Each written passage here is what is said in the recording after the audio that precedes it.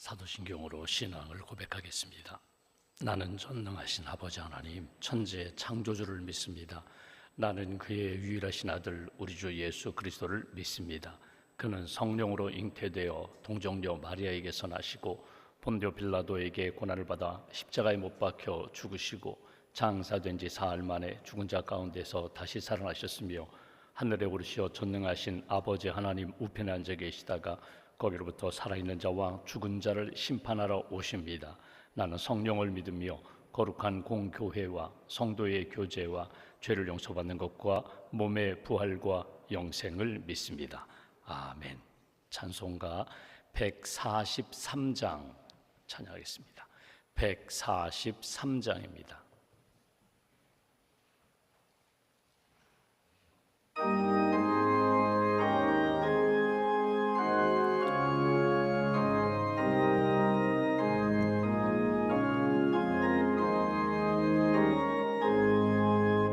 웬 말인가 날 위하여 주 돌아가셨나.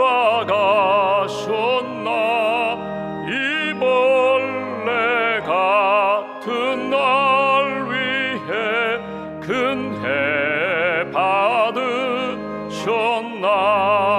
내 지은 죄 다 지시고 못 박히셨으니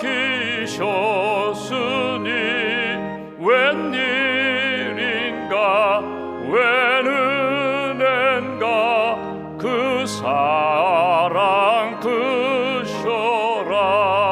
주 십자가 못 박힐 때 그 해도 비ril고 그 밝은 빛 가리워서 캄캄케 되었네. 나 십자가 대할 때에 그 일이 고마워. 내 얼굴 감히 못 들고 눈물 흘리도다. 늘 울어도 눈물로서 못 갚을 줄 알아. 몸밖에 드릴 것 없어 이 몸 바칩니다.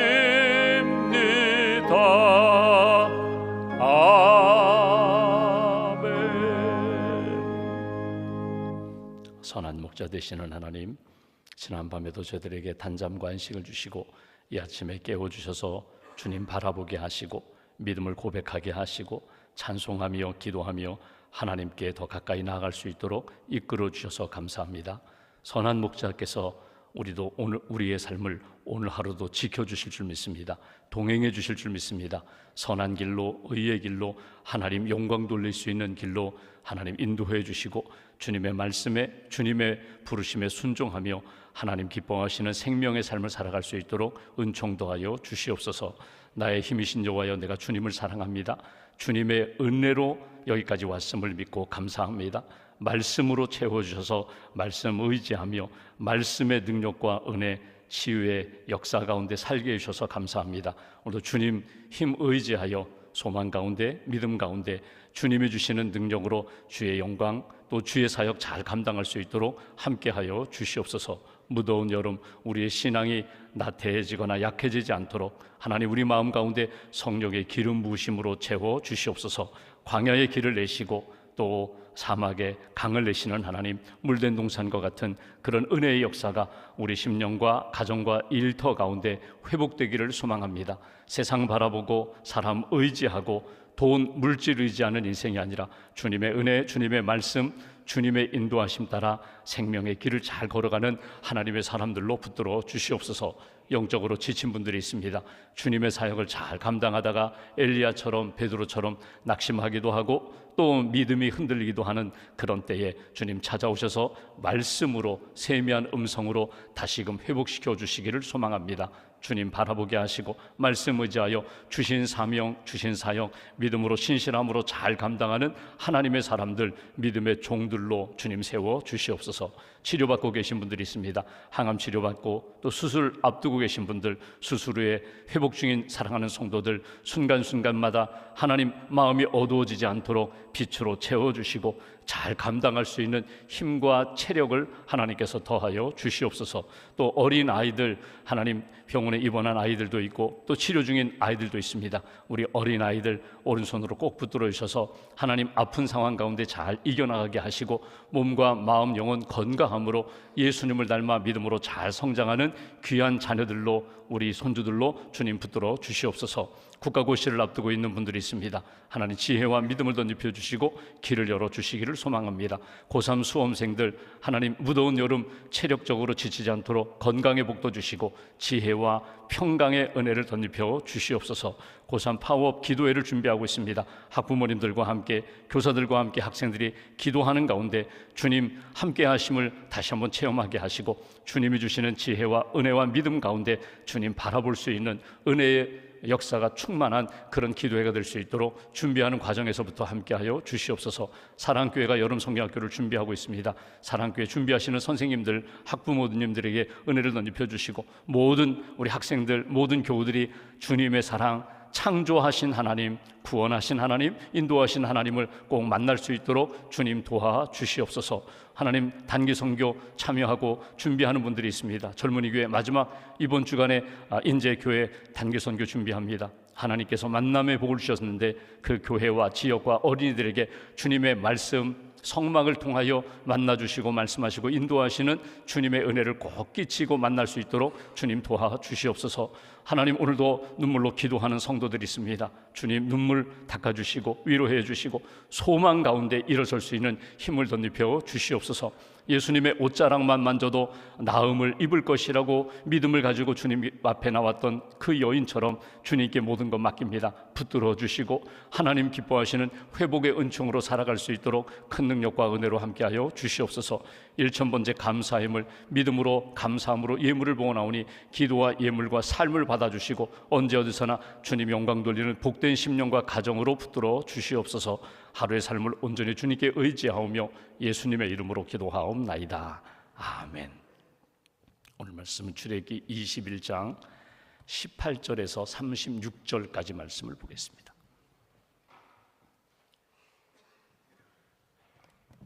출애굽기 21장 18절에서부터 36절까지 말씀 함께 봉독하겠습니다. 사람이 서로 싸우다가 하나가 돌이나 주먹으로 그의 상대방을 쳤으나 그가 죽지 않고 자리에 누웠다가 지팡이를 짚고 일어나 걸으면 그를 친 자가 형벌은 면하되 그간의 손해를 배상하고 그가 완치되게 할 것이니라. 사람이 매로 그 남종이나 여종을 쳐서 당장에 죽으면 반드시 형벌을 받으려니와 그가 하루나 이틀을 연명하면 형벌을 면하리니 그는 상전의 재산임이라. 사람이 서로 싸우다가 임신한 여인을 쳐서 낙태하게 하였으나 다른 해가 없으면 그 남편의 청구대로 반드시 벌금을 내되 재판장의 판결을 따라 낼 것이니라. 그러나 해가 있으면 갚되 생명은 생명으로, 눈은 눈으로, 이는 이로, 손은 손으로, 발은 발로, 된 것은 된 것으로, 상하게 한 것은 상함으로, 때린 것은 때림으로 갚을지니라. 사람이 그 남종의 한 눈이나 여종의 한 눈을 쳐서 상하게 하면 그 눈에 대한 보상으로 그를 놓아줄 것이며 그 남종의 이나 여종의 이를 쳐서 빠뜨리면 그 이에 대한 보상으로 그를 놓아줄지니라. 소가 남자나 여자를 받아서 죽이면 그 소는 반드시 돌로 쳐서 죽일 것이요 그 고기는 먹지 말 것이며 임자는 형벌을 면하려니와 소가 본래 받는 버릇이 있고 그 임자는 그로 말미암아 경고를 받았으되 단속하지 아니하여 막론하고 받아 죽이면 그 소는 돌로 쳐 죽일 것이요 임자도 죽일 것이며 만일 그에게 속죄금을 부과하면 무릇 그 명령한 것을 생명의 대가로 낼 것이요 아들을 받든지 딸을 받든지 이 법규대로 그 임자에게 행할 것이며, 소가 만일 남종이나 여종을 받으면 소 임자가 은 30세겔을 그의 상전에게 줄 것이요 소는 돌로 쳐서 죽일지니라. 사람이 구덩이를 열어두거나 구덩이를 파고 덮지 아니하므로 소나 나귀가 거기에 빠지면 그 구덩이의 주인이 잘 보상하여 짐승의 임자에게 돈을 줄 것이요 죽은 것은 그가 차지할 것이니라.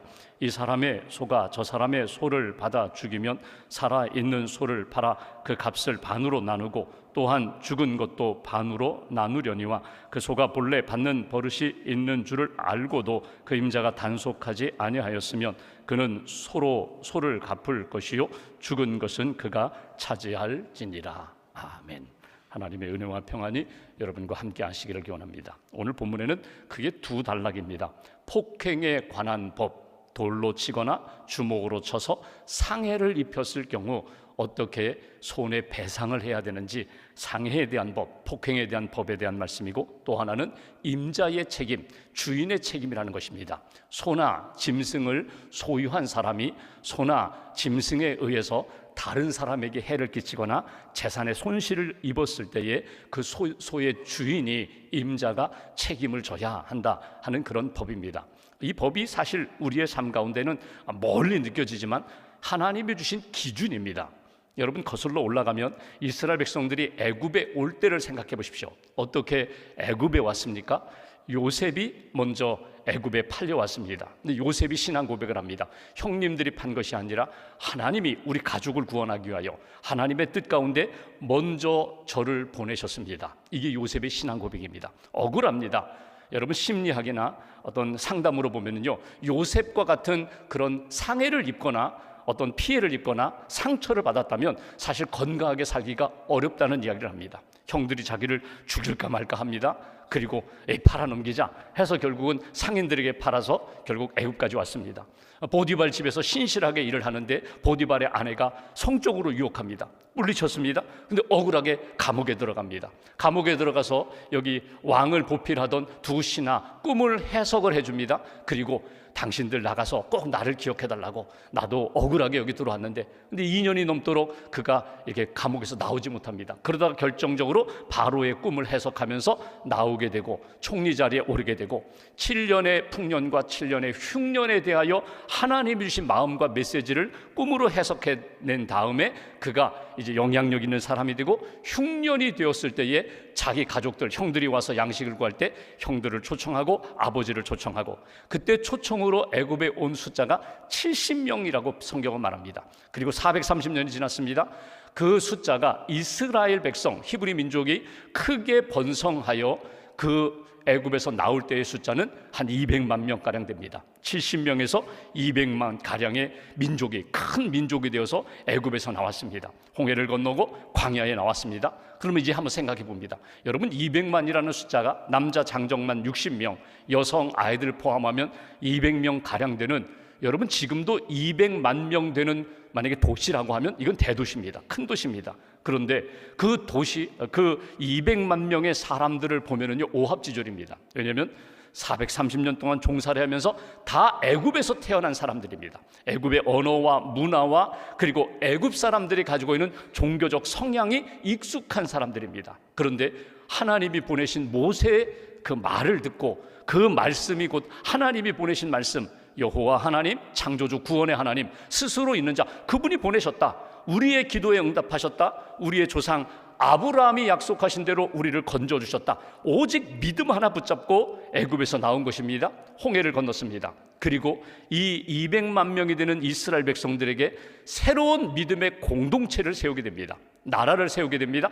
그 나라, 그 공동체가 무엇인가 하면 하나님이 다스리시고 하나님이 인도하시고 책임지신다는 신정 통치 국가가 됩니다. 신정 통치 공동체가 됩니다. 그러니까 법이 없습니다. 왕이 없습니다. 다른 나라들은 나름대로 왕도 있고 나름대로 나라가 가지고 있는 기준, 법이 있는데 이스라엘 백성들은 아직 법이 없습니다. 왕이 없습니다. 누가 왕입니까? 모세가 왕 아닙니다. 여호수아가 왕 아닙니다. 하나님이 우리의 왕이 되신다, 우리의 주인 되신다, 그 믿음 가지고 있습니다.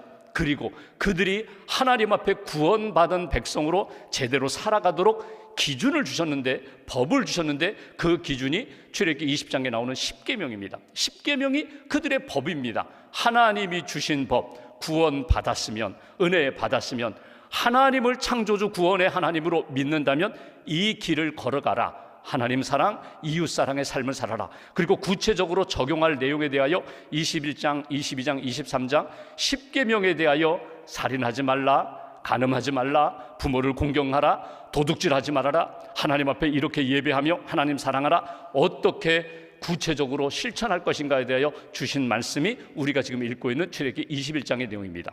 오늘 본문에 보면은 손해를 끼쳤어요. 내가 주먹이나 돌로 때렸어요. 그가 병들었습니다.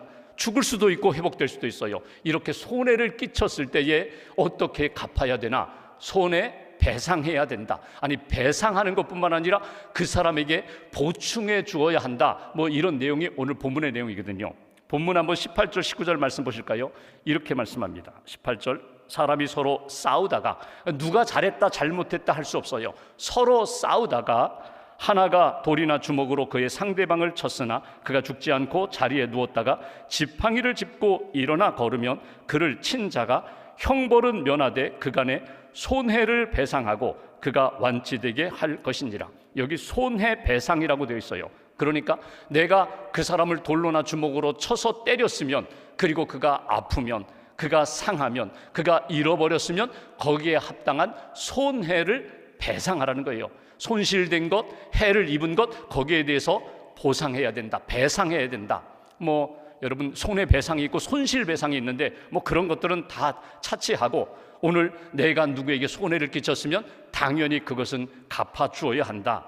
20절 이하에 사람이 주인이 매로 남종 여종을 쳐서 당장에 죽으면 형벌받지만 하루 이틀 연명하면 형벌 면하리라. 왜? 그 종이 상전 주인의 재산이기 때문이다. 22절, 사람이 서로 싸우다가 임신한 여인을 쳐서, 부인을 쳐서 낙태하게 하였으나 다른 해가 없으면 그 남편의 청구대로 반드시 벌금을 내되 재판장의 판결을 따라 낼 것인지라. 손해를 끼쳤는데 재산상의 손실뿐만 아니라 어떻게 보면 큰 아픔의 상처가 생겼어요. 여기에 대해서는 반드시 배상해야 된다. 그리고 오늘 여기 22절 말씀 보실까요? 23절 보실까요? 그러나 다른 해가 있으면 갚되 생명은 생명으로, 어제 우리가 본 것처럼 사람을 죽였으면 그 사람도 죽는 거야. 그 사람도 죽어야 돼. 특별히 의도하지 않게 실수로 죽였다면 이 도피성에 가서 평생, 도피성에 가서 하나님 은혜 가운데 사는 거야. 사회생활, 누구를 만나고 자유롭게 사는 것 아니야. 그런데 의도적으로 사람을 죽였다면 그는 죽어야 한다. 이게 하나님의 기준이에요. 생명은 생명으로. 24절, 눈은 눈으로, 이는 이로, 손은 손으로, 발은 발로, 된 것은 된 것으로, 상하게 한 것은 상함으로, 때린 것은 때름으로 갚을지니라. 여러분, 여기서 이는 이로, 눈은 눈으로, 동해복수법, 동해보복법, 이건 함무라비 법전에도 나오는 거예요. 고대 사회에, 고대 국가의 가장 기본적인 형법, 민법이거든요. 눈은 눈으로, 이는 이로. 그 얘기 뭡니까?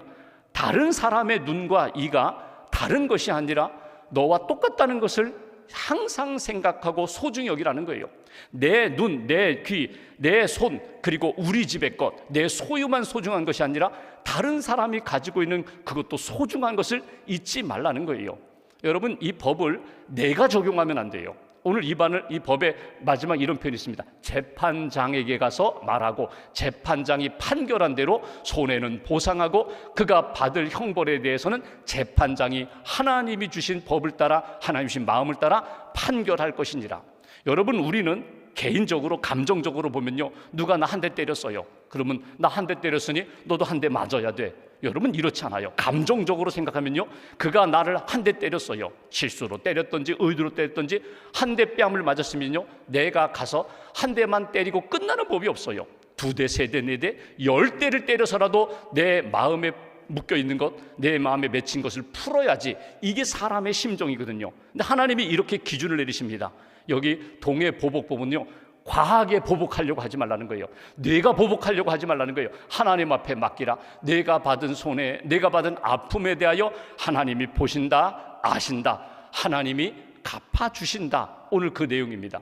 여기서 우리가 한 가지 생각할 것이 있어요. 여러분, 여기 내 이웃을 사랑하라라는 말씀과 연결시켜 보면 내 주변에 있는 사람들, 나와 친구예요, 이웃이에요, 나와 비슷한 형편의 사람이에요, 또는 나보다 아래에서 남종으로 여종으로 일하는 사람이에요. 내가 명령만 내리면 움직여요. 내가 심지어는 뭐 잘못했다? 때릴 수도 있어요. 나는 합당하다고 생각해요. 그런데 항상 생각할 것이, 내가 소중하면, 내 몸이 소중하고 내 자존심이 소중하고 또 내 신체가 소중하다면 그 사람의 그것도 인격도 소중함을 항상 잊지 말라는 거예요.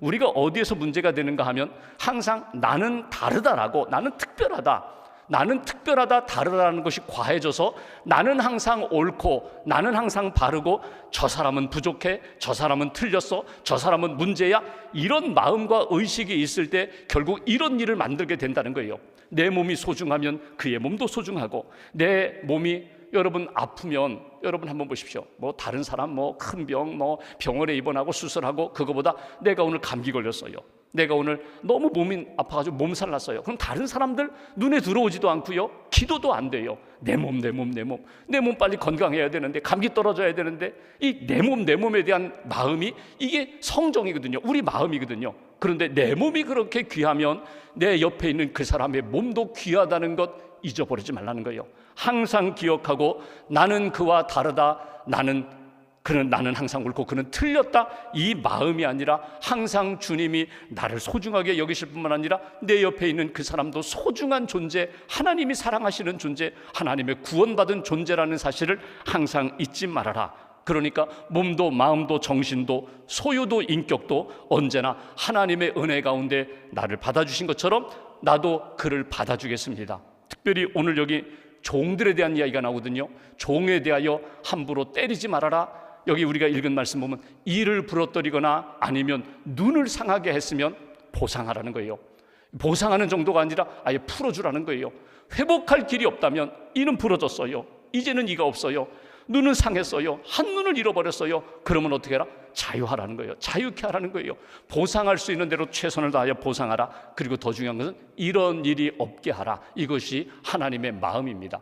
두 번째로 임자의 책임에 대한 말씀 28절 보십시오. 이렇게 표현합니다. 소가 남자나 여자를 받아서 죽이면 그 소는 반드시 돌로 쳐서 죽일 것이요 그 고기는 먹지 말 것이며, 임자는 소의 주인은 형벌을 면하려니와 소가 본래 받는 버릇이 있고 그 임자는 그로 말미암아 경고를 받았을 때 단속하지 아니하여 오늘 남녀를 막론하고 받아 죽이면 그 소는 돌로 쳐 죽일 것이요 단속하지 않아서 소가 사람을 죽이고 해를 끼친 그 소 주인, 그 임자도 죽일 것이며, 오늘 이렇게 말씀합니다. 여러분, 소유한 자, 짐승을 소유하고 소를 소유한 자의 책임에 대한 말씀을 하세요. 여러분, 간혹 반려견이 훈련이 안 되면요, 막 주인을 물어요.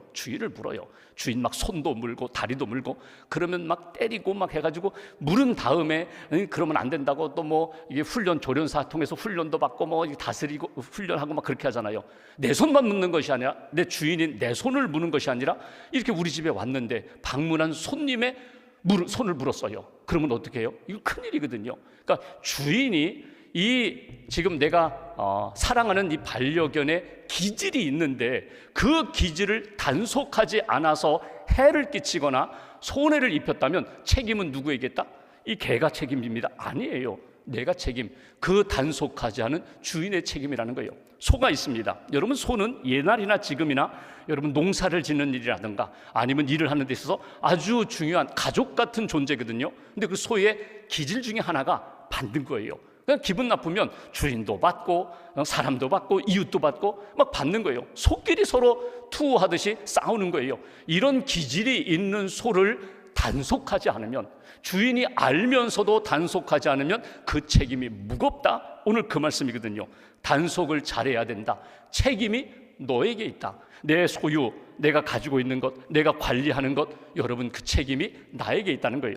저는 이 말씀을 묵상하면서 한번 이런 생각을 해봤습니다. 여러분, 주인에게 있어서 소인데 우리가 인생을 살아가면서 가족관계로 만날 수 있어요. 부모님과의 관계, 배우자와의 관계, 자녀들과의 관계, 손주, 형제들과 자매들과의 관계, 여러분 이렇게 살아가면서 가족 너무나 잘 알죠. 사랑하죠. 사랑받죠. 그런데 부모님의 특징이 있어요. 어떤 때 부모님이 화를 내시나, 어떤 때 죄송한 표현인데 부모님이 중심을 잃어버리는가, 부모님이 실수한 것을 알아요. 아, 이때는 부모님이 실수하시더라, 이때는 가족들에게 상처를 주더라. 내 배우자, 결혼해서 몇 년 살다 보니까 내 배우자의 기질을 알아요. 성향을 알아요. 참 좋은 사람인데 어떤 때 이 말 한마디 때문에, 어떤 때 자존심 상하게 되면, 어떤 때 이렇게 어려운 문제가 만나게 되면 중심을 잃어버려요. 그리고 뜻하지 않은 일들을 막 이렇게 일으키게 되거든요. 자녀들도 마찬가지입니다. 근데 여러분, 알면서도 내 자존심 상한 것 때문에, 알면서도 당신 한번 골탕 먹어보라고 이렇게 의도적으로 하지 말아야 할 말을 합니다. 하지 말아야 할 행동을 합니다. 그래서 그 사람이 폭발하게 만든다면 누구 책임인가? 그 사람이 폭발했어요? 그 사람이 이 문제를 만들었어요? 그런데 그 동기, 누가 출발점을 만들었다고요? 나 자신이라는 거예요. 알면서도 그것을 내가 배려하지 못하고 사랑하지 못하고 폭발하게 만들어서 결국 이렇게 엄청난 일이 나타나게 되었다면 그 책임, 주님이 보실 땐 너도 책임을 면하기가 어렵다. 오늘 그 말씀이에요. 하나님이 내게 주신 많은 것들이 있습니다. 내게 주신 모든 것들을 이 청지기의 마음으로 내가 주인인데 내 마음대로 할 거야? 아닙니다. 내게 주신 건강과 힘뿐만 아니라 우리 집에 내가 관리하는, 오늘 성경 표현대로면 짐승입니다. 하찮은 미물이지만, 짐승 같지만 내가 잘 관리해서 하나님이 기뻐하시는 은혜의 역사를 계속 만들어야 된다. 33절 보십시오. 사람이 구덩이를 열어두거나 구덩이를 파고 덮지 아니하므로 소나 나귀가 거기에 빠지면 그 구덩이 주인이 잘 보상하여 짐승의 임자에게 돈을 줄 것이요 죽은 것은 그가 차지할 것이니라. 여러분, 내가 구덩이를 팠어요. 공사를 하다가, 농사를 짓다가 구덩이를 덮지 않아서 소나 사람이 빠지면 책임을 면하기 어렵다. 이건 우리들도, 이건 보통 상식적으로, 이건 법으로도 마찬가지입니다. 내가 구덩이 파 사람들에게 상처 주고 실족하고 빠지게 하는 그런 인생이 아니라, 여러분 그런 일이 있을 수 있죠. 내가 구덩이 팔 수 있죠. 공사하는 것 때문에, 내가 무슨 일을 하는 것 때문에. 그러면 어떻게 해요? 관리를 잘하라는 거예요. 사람들로 하여금 실족하지 않게 하라는 거예요.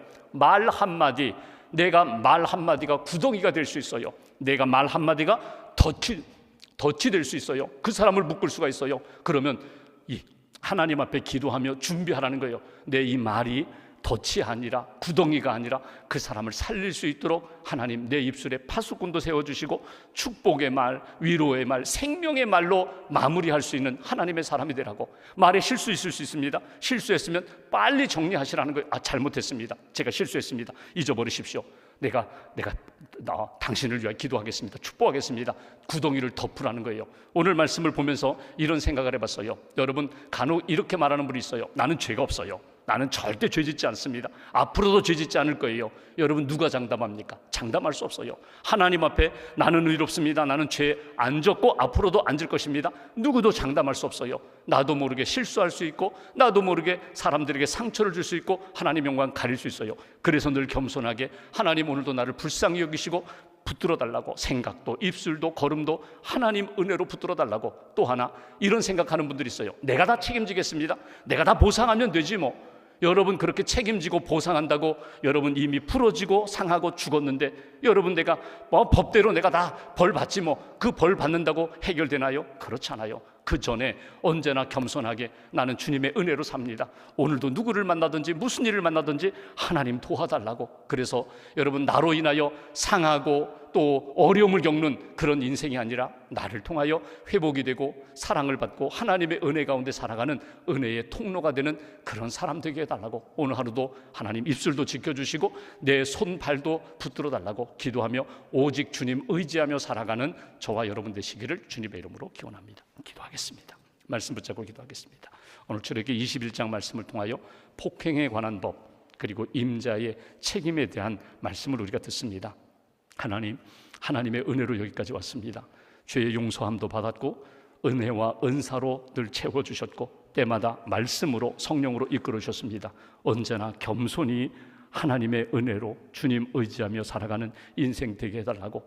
내가 소중한 것처럼 내 옆에 있는 그 영혼도 인격도 소중하게 여기며 사랑할 수 있는 사람, 세워줄 수 있는 사람, 기도하며 축복하는 그런 인생, 그런 관계, 그런 하나님의 뜻 이룰 수 있는 하나님의 사람 되게 해달라고 말씀 붙잡고 함께 기도하겠습니다. 감사합니다.